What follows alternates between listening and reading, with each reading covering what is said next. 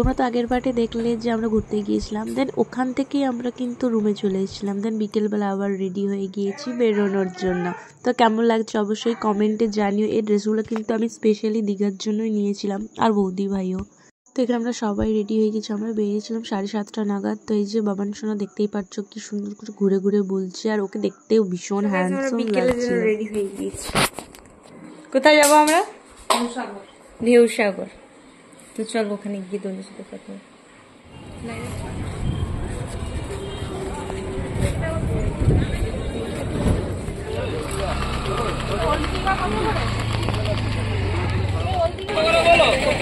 আমরা ঢেউসাগর চলে এসেছি, পিছনে যাবো এবার। এখানে শুধু লাইটিং এর খেল।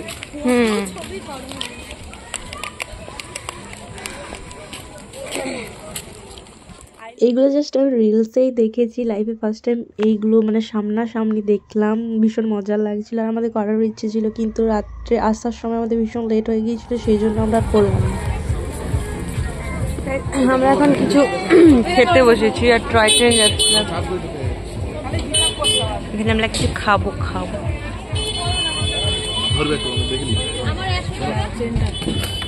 তো আমরা কিনলাম চাউমিন, মোমো, প্রতাপরা খেলো এগুলো ভালো বটে।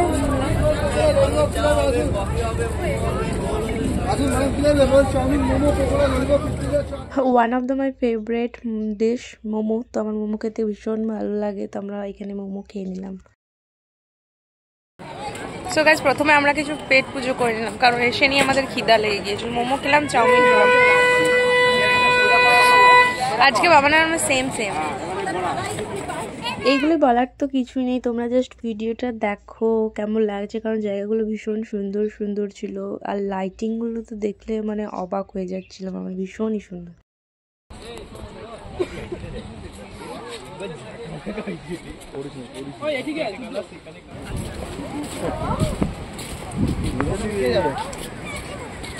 আমি যাব। এখানে সমুদ্রটা হাওয়াটা পুরো বরফ হয়ে যাচ্ছে, বরফ নয় যদিও ভালোই গরম আছে, ভীষণ গরম।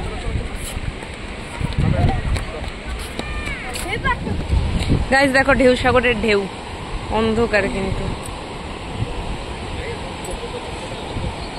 এগুলো রাতে আলে ভয়ে মানুষ। ওইটাই তো বলছি যে সবটা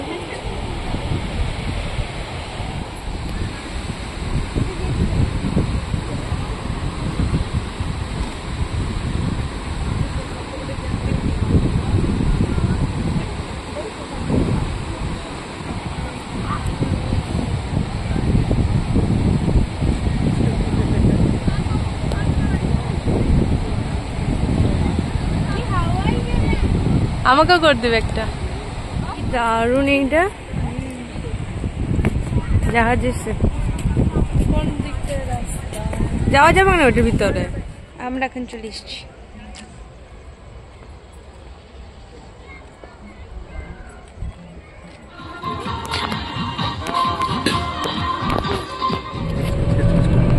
যারা এই হোটেলগুলো আমরা আবার বিচে চলে এসেছি, বসে তো থাকবো।